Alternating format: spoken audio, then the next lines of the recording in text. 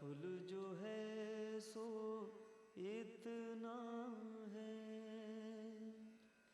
रात को रो रो सुबह किया या दिन को जूं तू शाम किया।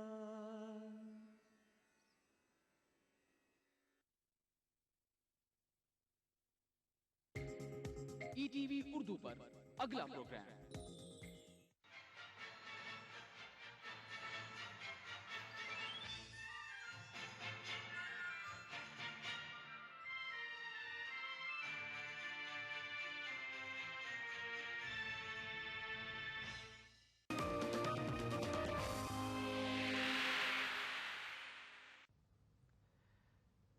ख़ास मुलाकात में आज हमारे साथ मौजूद हैं प्रोफेसर शकील समदानी साहब। आप अलीगढ़ यूनिवर्सिटी में शोबे कानून में उस्ताद हैं। इसके अलावा बहुत सी कौमी, मिली और समाजी तंजीमों में आप सरगर्म रहते हैं। ईटीवी में आपका खैर मकदम है। सबसे पहले हम जानना चाहते हैं कि आज मुसलमान जिन मसाइल से दो चार है, इनका क्या हल है और कैसे इनसे बाहर आया जा सकता है? देखिए, मुसलमानों का सबसे बड़ा मसला आजकल मुल्क में तहफ़्फ़ुज़ का मसला है, उनकी सिक्योरिटी का मसला है। उसके बाद दूसरे नंबर पर उनके रोज़गार का मसला है, यानी माश का मसला है। तीसरे नंबर पर उसके बाद तालीम का मसला आता है, और चौथे नंबर पर उनका जो इस्लामी तशख़्ख़ुस है, उनकी ज़ुबान है, उनका कल्चर है, वो आता है। ये चार बड़े बड़े मसाइल मुसलमानों के सामने मौजूद हैं, और जिसके लिए मेरा कहना यह है कि सबसे ज़्यादा इन मसाइल के लिए तो सरकारें ज़िम्मेदार हैं, चाहे वो सेंटर की मरकज़ की सरकार हो, चाहे स्टेट की सरकार हो। तो लेकिन ये चारों मसाइल जू के तू अपनी जगह हैं, क्योंकि जो रवायत 40 साल में डाली गई, जो पॉलिसी डाली गई, उसी पे आने वाले हुक्मरानों ने भी अमल किया और उसी पे ब्यूरोक्रेसी चल रही है। ये ज़रूर है कि ये जब से दूसरी पार्टियां आने लगी हैं, ख़ास तौर से रीजनल पार्टियां, तो वोट पॉलिटिक्स के चक्कर में भी और जो कास्ट कंपोजिशन की वजह से भी, क्योंकि कहीं बैकवर्ड पावर में आ रहे हैं, कहीं दलित पावर में आ रहे हैं, कहीं कोई और पावर में आ रहा है, उसकी वजह से थोड़ा सा चेंज हुआ है। तो ये चार मसाइल मुसलमानों के बहुत अहम हैं, जिनको हमें एड्रेस करने की ज़रूरत है। तो क्या तरीक़ेकार होना चाहिए मुसलमानों को? क्योंकि आप, जैसा कि आपने बताया, तमाम पार्टियां इस मामले में जो है वो एक जैसा रवैया उनका है। ऐसे में मुसलमान क्या करें, कैसे इन मसाइल से बाहर आएँ, उसके लिए क्या होना चाहिए? किसी भी पार्टी को शजर ममनुआ नहीं समझना चाहिए कि साहब किसी पार्टी से हम बात नहीं करेंगे और उस पार्टी पे बार बार भरोसा करेंगे जो हमको 50-60 साल से धोखा आ रही है। उन्हें रीजनल लेवल पर भी और कौमी सतह पर भी सियासी फ़ैसले बहुत सोच समझ के करने होंगे। मेरा मकसद ये है, मेरा मतलब ये है कि उनको सियासी शऊर बेदार करना होगा।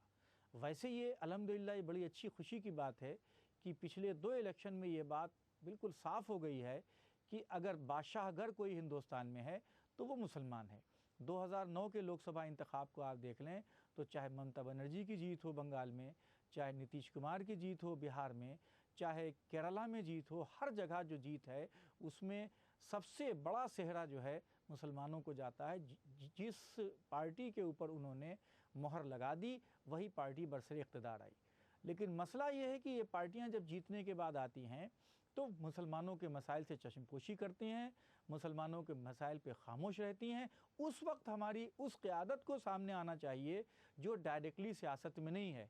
ये सोशल ग्रुप्स, पॉलिटिकल ग्रुप्स, उलमाए कराम, इंटेलेक्चुअल्स, इनको आने के बाद ये कोशिश करनी चाहिए कि मंशूर में जो वादा किया है उस पार्टी ने, उसको बार बार याद दिलाएं कि आपने मंशूर में ये वादा किया था, आपको ये पूरा करना पड़ेगा। आपने एक बात कही, जमहूरियत में किसी को शजर ममनुआ नहीं समझना चाहिए। मैं इसकी वजाहत चाहता हूँ, इससे क्या आपकी मुराद है? क्या आप बात कर रहे हैं कि मुसलमानों को बीजेपी से भी बात करना चाहिए?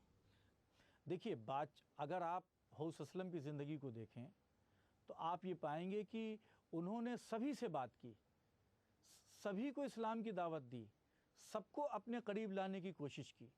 तो बहैसियत मुसलमान हमें किसी से बात करने की पूरी आज़ादी है। और जमहूरियत में अगर किसी पार्टी को आप बिल्कुल अछूत समझ लेंगे तो अगर वो पार्टी पावर में आएगी तो फिर आपका अंजाम क्या होगा? भाई आप तो अपने मुतालबात लेके हर पार्टी के पास जाइए, जो पार्टी आपके मुतालबे को पूरा करने को तैयार हो और जिस पार्टी को आप ये समझ लें कि झूठ नहीं बोल रही है, कम से कम उसको एक बार तो आपको मौका देना चाहिए। आप कांग्रेस के पास हर बार जाते हैं और वो हर बार आपको धोखा देती है। आपने उत्तर प्रदेश में समाजवादी पार्टी को चौथी बार वोट दिया, वो पावर में आ गई। तो आप क्या ये ट्राई नहीं कर सकते कि एक बार हम लिमिटेड लेवल के ऊपर ही किसी स्टेट में ही किसी ऐसे अलायंस को वोट दें, इसी स्टेट लेवल पे तय कर लीजिए आप कि साहब 2 स्टेट में हम उस अलायंस को देंगे जिससे अभी तक हमने परहेज़ किया है। साफ बात हो, ट्रांसपेरेंट बात हो, जो मुआहदा हो वो पब्लिक के दरमियान आए मुआहदा कि ये मुआहदा हुआ है और इन लोगों के दस्तखत हैं, ताकि अगर वो पार्टी कल को धोखा दे तो आप कह सकते हैं कि भाई हमने आवाम को सामने रखकर आवाम की बातों को पार्टी के सामने रखा, रिटन एग्रीमेंट हमारे पास है। अब अगर ये पार्टी नहीं सपोर्ट कर रही है तो आवाम हमारे साथ आए, अब हम इसको डिसलॉन्च करने जा रहे हैं। लेकिन यहाँ पर मैं आपको टोकना चाहूँगा, बीजेपी का जिस तरीके से रवैया रहा है मुसलमानों के ताल्लुक से, अक़लियतों के ताल्लुक से, वो इस बात की फ़िलहाल जो माहौल है बीजेपी के हक़ में जो भी बात करता है उसको पूरा माशरा और पूरी मुस्लिम कम्युनिटी उसको निशाना बना रही है और उसकी बात सुनने के लिए तैयार नहीं है। ऐसे में आपकी ये बात की नहीं, हमें सबसे बात करना चाहिए, कैसे आप इसको दिफा करेंगे, कैसे लोगों को समझाएंगे? देखिए हमने किसी ख़ास पार्टी का नाम नहीं लिया है, हमने बीजेपी का नाम नहीं लिया है। हम तो सिर्फ ये कह रहे हैं कि मुसलमानों को इतनी समझ तो होनी चाहिए कि हम किस पार्टी से बात कर रहे हैं और उसका रवैया क्या है। जहाँ तक आपने बीजेपी की बात की, इसमें कोई शक नहीं है कि बीजेपी ने वो काम किया है मुस्लिम दुश्मनी का जिसे भूला नहीं जा सकता। हमारा गुजरात का सानिया हमारे सामने है और बहुत से वाक़यात हैं, बाबरी मस्जिद हमारे सामने है। लेकिन बाबरी मस्जिद को अगर आप देखें तो उत्तर प्रदेश में कल्याण सिंह की हुकूमत थी बीजेपी की, मरकज़ में कांग्रेस की हुकूमत थी। अगर कांग्रेस चाहती तो 1 घंटे क्या आधे घंटे में सिक्योरिटी फोर्सेस वहाँ मौजूद थी, अयोध्या में, फैज़ाबाद में, हर जगह वो जाती और 1 घंटे में सिचुएशन पे कंट्रोल कर सकती थी। बाबरी मस्जिद का एक गुंबद भी नहीं टूटता, शायद 2-4 जगह से छेद हो सकता था, वो भी आप चंद घंटों में बनवा सकते थे। तो इसमें अगर देखा जाए बाबरी मस्जिद का डिमोलिशन अगर हुआ तो उसमें दोनों को इक्वल रिस्पॉन्सिबिलिटी मैं मानता हूँ। और उससे पहले की सारी चीज़ें, शिलान्यास भी कांग्रेस ने करवाया, उसके बाद ताला भी कांग्रेस के दौर में हुआ। तो यही मैं कह रहा हूं कि भाई एक पार्टी पे तो टोटल ब्लेम आप लगा दे रहे हैं कि वो जिम्मेदार है, और दूसरी पार्टी के ऊपर क्यों नहीं ब्लेम लगा रहे हैं आप? इसी तरह से श्री कृष्णा कमीशन की रिपोर्ट आई, उसके बाद कांग्रेस पार्टी महाराष्ट्र में भी पावर में आई, सेंटर में भी पावर में आई, क्यों नहीं आज तक उसके ऊपर कोई एक्शन हुआ? 2004 के इलेक्शन में मुझे अच्छी तरह याद है कि कांग्रेस पार्टी ने मैनिफेस्टो में वादा किया था कि हम आने के बाद मोदी को, हुकूमत को बर्खास्त करेंगे। अगर उसी वक्त वो उसको बर्खास्त कर देते तो आज इतने मसले ना होते। तमाम पार्टियों की कोशिश ये है कि मुसलमानों को जज्बाती मसाइल में उलझाकर उनका वोट हासिल कर लिया जाए। उनकी तरक्की की बात, जैसा कि आपने शुरू में अपने इंटरव्यू में इशारा किया कि जो बड़े मसाइल हैं मुसलमानों के, तालीम का मसला है, उनके माश का मसला है, उनकी शनाख्त का मसला है, तो इन मसाइल को कैसे आप मेन स्ट्रीम की जो पॉलिटिक्स है, जो पॉलिटिकल पार्टियां हैं, उन तक पहुंचाएंगे, और मुसलमानों को क्या करना चाहिए कि उनके जो रियल इश्यूज़ हैं वो निकल कर आएँ और उनके लिए काम हो? देखिए ऐसा है, यहाँ सबसे बड़ा मसला ये मुसलमानों के साथ हो गया है कि जिन रिप्रेजेंटेटिव्स को, जिन नुमाइंदों को वो मुसलमान समझ के पार्लियामेंट या असेंबली में भेजते हैं, वहाँ जाने के बाद वो अपनी पार्टी के नुमाइंदे हो जाते हैं और वो उसी मुस्लिम इशू को टेकअप करते हैं जिसका हुक्म उनकी पार्टी की तरफ से मिलता है। अदरवाइज़ आप कम से कम पार्लियामेंट में हमेशा ही 30, 32, 35 MP रहते हैं, लोकसभा में, राज्यसभा में भी रहते हैं, दोनों मिला लिया जाए तो तकरीबन 55 से 50 MP रहते हैं वहाँ पर। लेकिन वो ज़ुबान जब ही खोलते हैं जब उनको पार्टी की तरफ से व्हिप जारी होती है या इशारा मिलता है। उत्तर प्रदेश में 70 मुसलमान MLA हैं, इतना बड़ा सानिया खालिद मुजाहिद का यहाँ पर हो गया। आप देखिए कि 44 लोग जो हैं समाजवादी पार्टी में, 44 मुस्लिम MLA हैं, कोई कुछ नहीं बोल रहा है, कोई कुछ नहीं कर रहा है। तो मसला ये है कि जिन लोगों को हम भेजते हैं वो वहाँ पर जाने के बाद कुछ नहीं करते। अब जाहिर है आप सवाल करेंगे कि तो मुसलमान क्या करें। मुसलमानों को मैं यही सजेस्ट करूँगा कि जिन लोगों को आपने कौम के नाम पर भेजा है, आप जाहिर है प्राइम मिनिस्टर से मुलाकात का वक्त नहीं मिलेगा आपको, चीफ मिनिस्टर से मुलाकात का वक्त नहीं मिलेगा, होम मिनिस्टर से, लेकिन अपने MP से उसके घर पे तो मुलाकात का मौका मिलेगा। फिलहाल वक्त हो चला है एक ब्रेक का। ब्रेक के बाद हम फिर हाजिर होते हैं ख़ास मुलाकात में।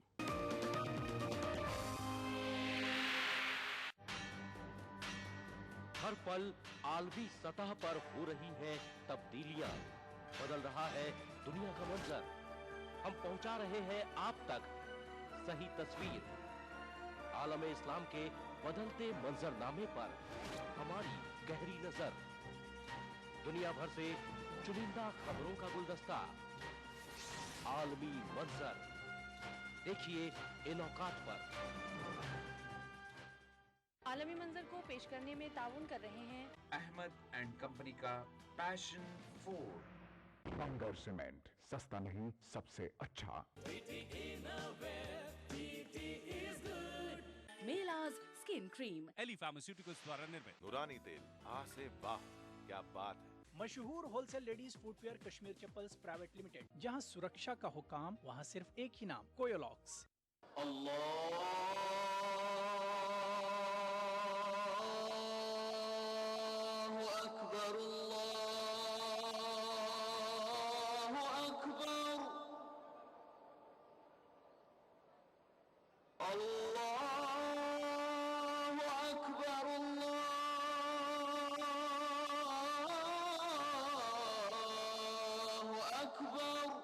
मस्जिदुल हराम से नमाज फज्र देखिए रोजाना सुबह 5:30 बजे सिर्फ ईटीवी उर्दू पर।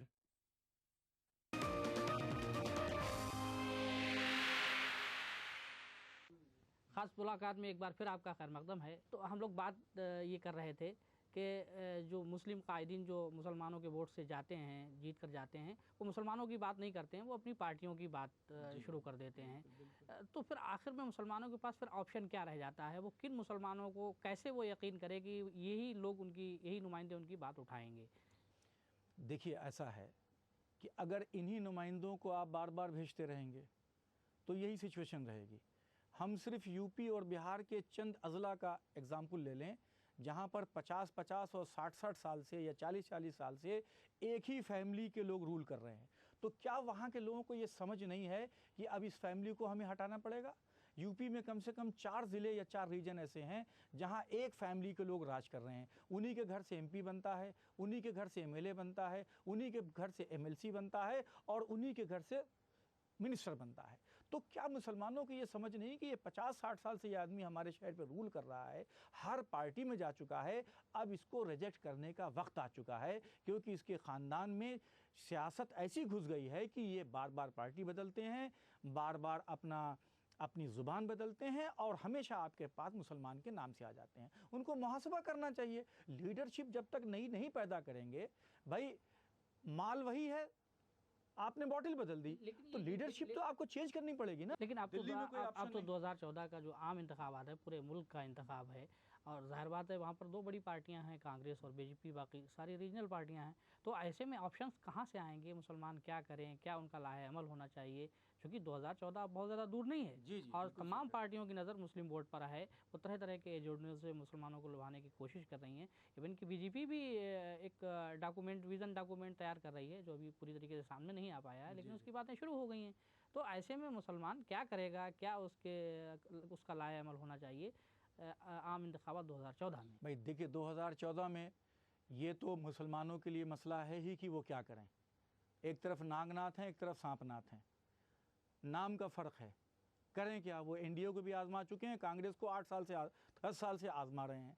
सच्चर कमेटी 2006 में आई, 2006 से 2013 आ गया, तकरीबन 7 साल हो गए। सिर्फ चंद स्कॉलरशिप और 90 ज़िलों में कुछ पैसा जाने की अगर आप बता दीजिए कोई खातिर खा काम हुआ हो तो हुआ हो, नहीं हुआ है। तो मुसलमानों के लिए सचमुच ये मसला है कि वो क्या करें। लेकिन मैं ये समझ रहा हूँ कि मुसलमानों के पास अब ऑप्शन की कमी नहीं है, उनके पास रीजनल पार्टीज़ हैं। अगर वो रीजनल पार्टीज़ को ठीक से वोट दे देंगी तो कोई ज़रूरी नहीं कि कांग्रेस की हुकूमत बने, एनडीए की बने। लेकिन रीजनल पार्टी का जो मिजाज रहा है पार्लियामेंट में वो आपके सामने है। वो वहाँ अपने मफाद की बार्गेनिंग शुरू कर देती हैं और ब्लैकमेल बाकायदा करती हैं। कई मौके पर ऐसा वाक़यात पेश आ चुके हैं कि पार्टियां ब्लैकमेल करती हैं सेंट्रल गवर्नमेंट को। तो ऐसे में जो मुस्लिम इशूज़ हैं, उनके मफादात हैं, उनके राइट्स हैं, उनकी बात कौन करेगा? वो तो अपनी ज़ाती मफाद की बात वहाँ पर शुरू कर देंगे। मुस्लिम वोट रीजनल पार्टी ठीक है, रीजनल पार्टीज़ अपने रीजन की बात करेंगी, अपनी पार्टी की बात करेंगी, बिल्कुल सही है। लेकिन उसी फ्रिक्शन में, उसी खींचतान में हमारे भी मसाइल हल होते हैं। मैं आपको 1997 की तरफ ले जा रहा हूं, जब इमरजेंसी के बाद जनता पार्टी आई और उसमें कई पार्टियां थीं, तो दो बड़े इश्यूज जो क्लियर हुए थे जनता पार्टी के ज़माने में। हमारा अक़लियती किरदार छीन लिया गया था बहुत पहले। जनता ही पार्टी के ज़माने में वो अक़लियती किरदार का बिल लोकसभा से पास हुआ था, राज्यसभा में फंस गया था। यानी और उर्दू का बहुत सारा काम हुआ था, बहुत सी चीज़ें जनता पार्टी के ज़माने में हुई थी। ठीक है, 2.5 साल में 28 साल में हुकूमत चली, 28 महीने में चली गई, लेकिन उसी शुरुआत की वजह से इंदिरा गांधी को मजबूर होकर 1981 में आने के बाद हमारा बिल पास करना पड़ा अलीगढ़ मुस्लिम यूनिवर्सिटी का। बहुत माइनॉरिटी कमीशन उसके बाद बना, और उसी दौरान आर्टिकल 341 में बुद्धिस्ट को जोड़ा गया, 89 वाले में बुद्धिस्ट को जोड़ा गया। तो जब ये रीजनल पार्टी आती हैं, कोई चीज़ टेकअप करती हैं, वो अगर पास हो या ना हो, लेकिन उसके बावजूद अगली बार जब कांग्रेस या कोई पार्टी आती है तो उस पर ये बंदिश रहती है कि साहब हो। अच्छा, मुसलमानों का बहुत बड़ा मसला रिजर्वेशन, आप इस सिलसिले में एक मूवमेंट भी चला रहे हैं। तमाम पार्टियां इस बात को मानने के लिए तैयार हैं कि मुसलमान पिछड़ चुके हैं और उनको रिजर्वेशन की ज़रूरत है। लेकिन अमली इक़दाम करने के लिए कोई तैयार नहीं। नहीं तैयार है ना। ये हक कैसे मिलेगा और मुसलमानों को क्या हिकमत अमली अपनाना चाहिए ताकि उनका ये हक उनको मिल सके? नहीं, अमली तौर पर कुछ जगह तो काम हुआ है, मैं कांग्रेस को टोटल क्रिटिसाइज नहीं करूँगा। आंध्र प्रदेश में कांग्रेस पार्टी ने रिजर्वेशन किया और 4% रिजर्वेशन वहाँ पर चल रहा है। उसके अलावा नीतीश कुमार ने जो ओबीसी कैटेगरी है ABCD बिहार में, उन्होंने मुसलमानों को उस कैटेगरी में सबसे लास्ट वाली कैटेगरी में डाल दिया है, जिसकी वजह से उनका मुकाबला बहुत वीकर उसमें होने लगा है। और आप पिछले 5-6 साल का रिकॉर्ड देख लें तो वहाँ OBC मुस्लिम्स का रिप्रेजेंटेशन प्रधान के इलेक्शन हो, चुनाव हो लोकल बॉडीज़ के, और सर्विसेज में बढ़ गया है। और यही वजह थी कि नीतीश कुमार को दोबारा वहाँ पर मुसलमानों की बड़ी तादाद ने वोट इस वजह से दिया कि उनको नीचे ग्राउंड लेवल पे हुआ। तो रिजर्वेशन के ऊपर देखिए, लेकिन मुल्की सतह पर, हाँ, मुल्की सतह पर कांग्रेस ने एक काम पिछले इलेक्शन में किया, 2 साल पहले ये किया था। सलमान खुर्शीद साहब ने ऐलान किया कि 4.5% रिजर्वेशन OBC को वो दे रहे हैं।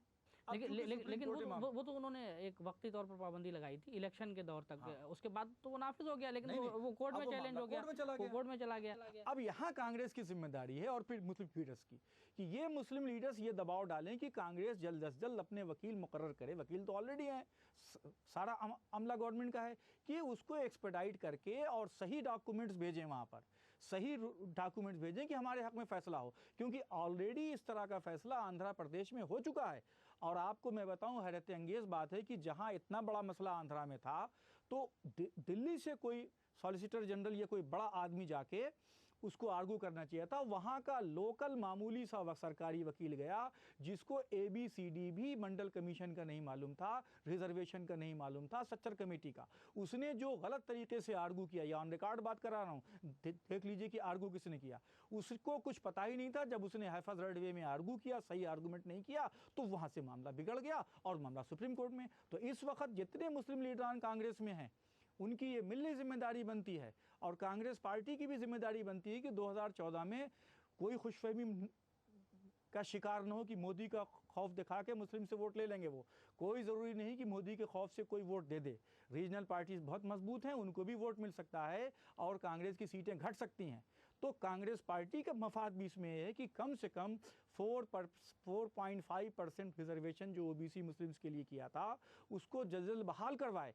और जो लोग इस गलतफहमी का शिकार हैं कि 4.5% से क्या होता है, उनको सिर्फ ये मालूम होना चाहिए कि नेशनल लेवल पर 4.5% का मतलब ये होता है कई हज़ार इंजीनियर, कई हज़ार डॉक्टर, कई 100 MBAs, बहुत बड़ी चीज़ होती है। 4.5% हमारे अपॉइंट हो जाएंगे। लेकिन कोशिश रिजर्वेशन की जब बात निकली है तो दफ़ा 341 की भी बात ज़रूर करूँगा।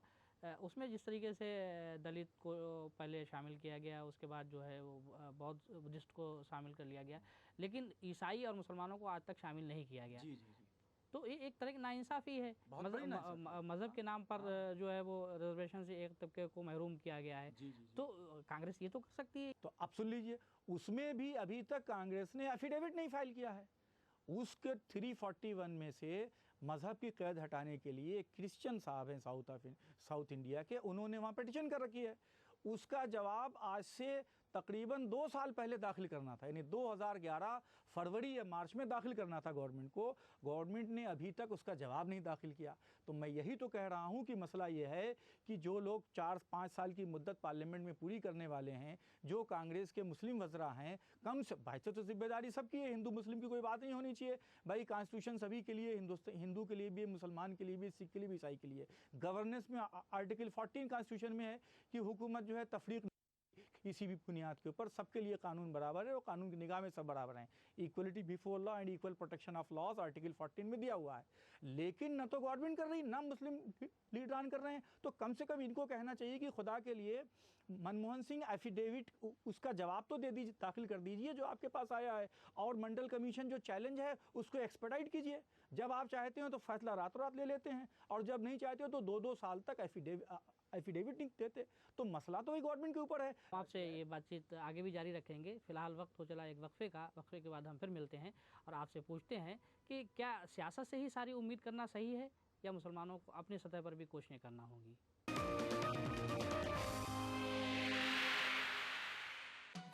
दक्कन की हर छोटी बड़ी सरगर्मी पर हमारी नजर, लेकिन आप तक पहुंचाते हैं सिर्फ वो खबर जो करे आपको बेदार। सियासत के गलियारों से रोजमर्रा की जिंदगी, दक्कन के गोशे गोशे से आप तक खबरें पहुंचाता दक्कन नामा, रोजाना शाम 6:30 बजे।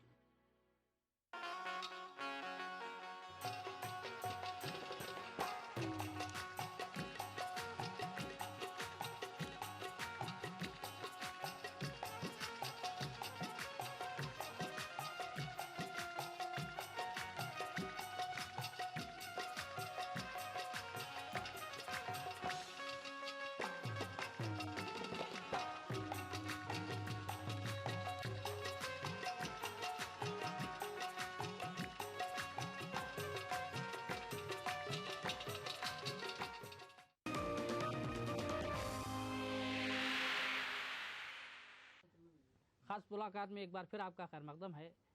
बातचीत चल रही थी सियासत की, रिजर्वेशन की, मुस्लिम मसाइल की।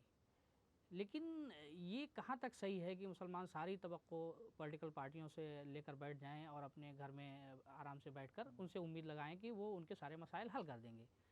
क्या मुस्लिम तंजीमों को, मुस्लिम शख्सियात को, इदारों को अपने सतह पर कोई कोशिश नहीं करना चाहिए कि उनकी कौम का अपलिफ्टमेंट हो, उनका जो तरक्की रुक गई है वो फिर से जो है आगे बढ़े? देखिए, आपने बहुत सही सवाल किया है। हमें हरगिज़ गवर्नमेंट के ऊपर तकिया करके नहीं बैठ जाना चाहिए। हमें अपने तौर पर भी कोशिश करनी चाहिए। और मैं कम से कम साउथ इंडिया के मुसलमानों को मुबारकबाद देता हूँ, ख़ास तौर से महाराष्ट्र, उसके बाद आपका आंध्रा, कर्नाटका, केरला, तमिलनाडु, ये 5 रियासतें तो कम से कम ऐसी हैं जहाँ सोशल वर्क मुसलमानों की तरफ से बहुत हो रहा है। और उन्होंने गवर्नमेंट पे तकिया न करके गवर्नमेंट को प्रेशराइज तो किया ही है, ख़ुद भी बहुत काम किया है। ख़ास तौर से एजुकेशन की फील्ड में आज अल्हम्दुलिल्लाह आंध्रा में, कर्नाटका में, तमिलनाडु में हमारे पास सैकड़ों इंजीनियरिंग कॉलेजेस हैं, मेडिकल कॉलेजेस हैं, बीएड कॉलेजेस हैं, नर्सिंग कॉलेजेस हैं। और वहाँ पर अल्हम्दुलिल्लाह ये भी आप देखेंगे कि उर्दू की बहुत अच्छी पोजीशन है। महाराष्ट्र में उर्दू की बहुत अच्छी पोजीशन है, जगह जगह उर्दू मीडियम स्कूल्स हैं। मालेगांव के बारे में मैंने सुना है कि वहाँ बड़ी तादाद में उर्दू मीडियम हाई स्कूल्स हैं। और मेरी ख्वाहिश है कि मैं मालेगांव जाऊँ और देखूँ और उस चीज़ को यूपी में रिप्लिकेट करने की, रिपीट करने की कोशिश करूँ। नौजवान किसी भी कौम का मुस्तकबिल हुआ करते हैं। ज़ाहिर बात है मुसलमानों में भी बहुत बड़ी तादाद जो है नौजवानों की है। तो उनको आप क्या सजेशन करना चाहेंगे, क्या एड्रेस देना चाहेंगे, क्या उनको पैगाम देना चाहेंगे कि मुसलमानों की तरक्की में वो अपना रोल अदा करें? मैं नौजवान बच्चों को मुबारकबाद दूंगा कि उन्होंने इतने डिस्क्रिमिनेशन के बाद, इतने मसाइल के बाद, इतने राइट्स के बाद, इतनी ज़्यादती के बाद भी अपना हौसला नहीं हारा है। और अल्हम्दुलिल्लाह वो आज तालीम के शोबे में ज़बरदस्त कामयाबी हासिल कर रहे हैं। इस कामयाबी में न तो हुकूमतों का कोई रोल है, न किसी और का। इस कामयाबी में सिर्फ उनका और उनके वालिदैन का रोल है। तो मैं समझता हूँ कि हर लेवल पर हमारे मुसलमान बच्चे मेहनत कर रहे हैं, लेकिन रिजर्वेशन न होने की वजह से वो मेहनत बराबर नहीं हो रही है। क्योंकि हमारा बच्चा कहीं 2 नंबर से कट जाता है, कहीं 4 नंबर से कट जाता है, कहीं 6 नंबर से कट जाता है। अगर सिर्फ मंडल कमीशन में भी कोटा मुकर्रर हो जाए तो मैं समझता हूं कि मुसलमान बच्चों की मेहनत और आने लगेगी। अलीगढ़ में भी बच्चे, मैं चूँकि अलीगढ़ में टीचर हूं, लॉ फैकल्टी में पढ़ाता हूं, बच्चे मेहनत करते हैं, लेकिन बहुत से बच्चे जो है माशी बुनियाद पे प्रॉब्लम आ रही है उनको। आज बहुत महंगी एजुकेशन हो गई है, सरकारी इदारों में बहुत कम सीटें हैं, बड़ी तादाद में मुस्लिम बच्चे क्वालिफाई करके आ रहे हैं, लेकिन अब सरकारी स्कूल में जगह नहीं मिली तो प्राइवेट में जाएगा, प्राइवेट में फ़ीसें बहुत हासिल हैं। तो अगर रिजर्वेशन हो जाए तो कम से कम बड़ी तादाद में मुसलमान बच्चों के माँ बाप को नौकरी जब मिलेगी तो उनकी माशी हालत सही होगी, इकनॉमिक कंडीशन जब सही होगी तो वो एडमिशन ले सकते हैं। अब तो एजुकेशन इतना प्राइवेटाइज हो गई है कि बच्चों को मिल रही है, तो मैं अपने नौजवानों से मायूस नहीं हूँ। क्योंकि मुसलमान अपने आप को एक आलमी कौम समझता है और ख़ुसूसन खलीजी ममालिक से उसका बड़ा गहरा रिश्ता रहता है। खलीजी ममालिक में जो एक इनकलाबी तहरीक शुरू हुई थी जिसको बहार अरब का नाम दिया गया, कई ममालिक उससे गुज़रे, ट्यूनीशिया में हुकूमत चेंज हुई और कई ममालिक में भी निज़ाम बदला, लेकिन मिस्र में जो अभी हाल में जो निज़ाम बदला था उसको वहाँ फ़ौजी एक इनकलाब आया और उसने जो है एक चुनी हुई हुकूमत को उसका तख्ता पलट कर दिया।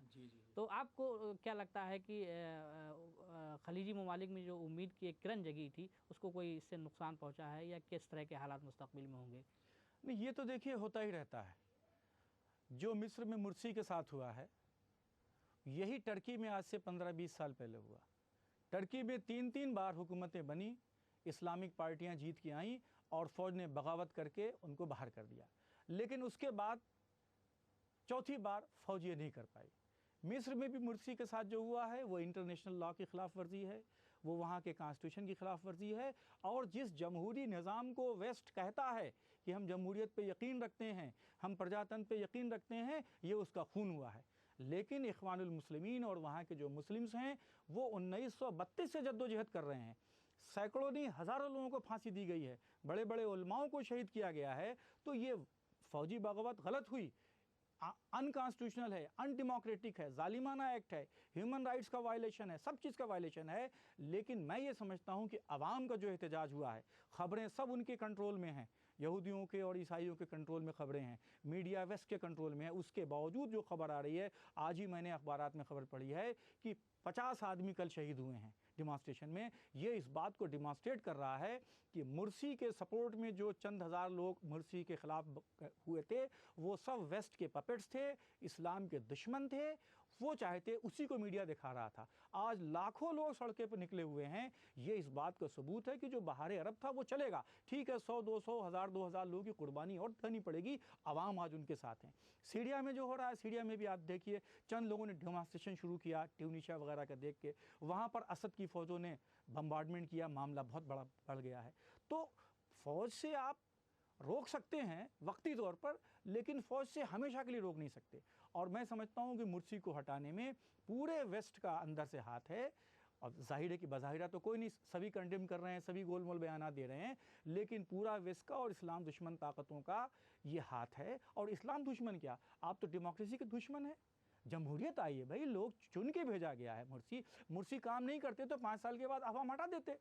मुर्सी को हटाने का अख्तियार फ़ौज को कहाँ से हो गया? लेकिन नहीं, आप सारा इल्ज़ाम सारा वेस्ट पे दे रहे हैं। जो अरब के ममालिक हैं उनमें से भी कई ममालिक ने जो है मिस्र में फ़ौजी इक़दाम की हिमायत की है बाकायदा। जिन लोगों ने हिमायत की है, जाहिर है कि वो भी चाह रहे हैं कि कोई चेंज ना हो, वो स्टेटस को मेंटेन रखना चाहते हैं, क्योंकि उनका जो उनकी शान व शौकत है, उनका इक़्तिदार है, वो तभी तक महफूज है जब तक उनका फ़ौजी कंट्रोल है। तो जो अरब ममालिक इसको इसके ख़िलाफ़ हैं, मैं समझता हूँ कि वो शख्सी इक़्तिदार को बढ़ावा दे रहे हैं, वो इससे खुश न हों, क्योंकि ये मिस्र में हो सकता है साल 2 साल 6 महीना 4 महीना वो रोक लें, लेकिन परमानेंटली उसको रोक नहीं सकते। अवामी इनकलाब के आगे कोई फ़ौजी हुकूमत नहीं काम करती। ईरान में आप देख लीजिए, क्या शाह ईरान के पास फ़ौजें कम थी, लेकिन जब ईरान के अवाम जो है आयतुल्लाह ख़मैनी के फेवर में आ गए और उन्होंने पूरे टैंकों के सामने लेट गए, तो टैंक वाले ने भी कहा कि हम टैंक नहीं चढ़ा सकते अपने भाइयों को, खुदा न करे ऐसी सिचुएशन आए। लेकिन मुर्सी के हक़ में जिस तरह से मुजाहिरे हुए हैं, मुझे उम्मीद है कि अगर फ़ौज को थोड़ी सी भी अक्ल होगी और वो आइंदा मुसीबत से बचना चाहेंगे तो दोबारा इक़्तिदार सौंपेंगे या फ्री एंड फेयर इलेक्शन कराएंगे। तो ख़ास मुलाकात में आज हमारे साथ मौजूद थे डॉक्टर शकील समदानी साहब। डॉक्टर शकील समदानी, आपका बहुत बहुत शुक्रिया।